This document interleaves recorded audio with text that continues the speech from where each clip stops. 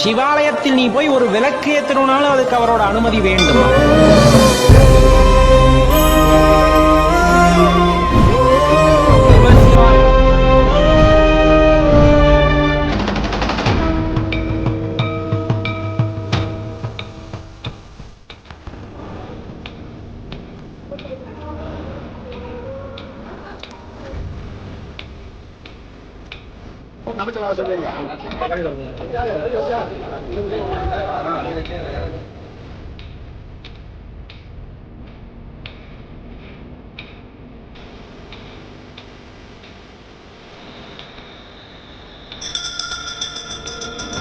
கேட்பாரற்று கிடந்த 1000 ஆண்டுகள் பழமையான பிரம்மாண்ட சிவலிங்கம்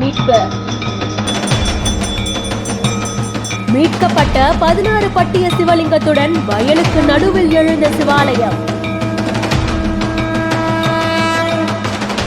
செஞ்சி மாவட்டம் வடதரம்ங்கிற கிராமத்துல தான் இந்த சிலை மீட்கப்பட்டிருக்கு. கிட்டத்தட்ட 1000 வருடங்களுக்கு முன்னாடி பிரம்மாண்டமான கோவில்ல இந்த சிலை பிரதிஷ்டை செய்யப்பட்டதா சொல்லப்படுது.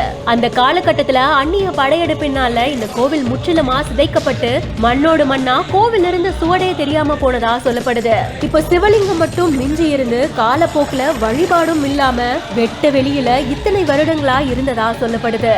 இந்த நிலைமையில தான் பழமையான சிவாலயங்களை மீட்டெடுக்கிற சேலம் சுகபிரம உழவார பணிக்குழு அப்படின்ற அறக்கட்டளை மூலமா சிவலிங்கம் மீட்கப்பட்டு வயலுக்கு நடுவழியே மேற்கூரையும் அமைக்கப்பட்டு ஒரு சின்ன கோவில் மாதிரி அமைச்சிருக்காங்க.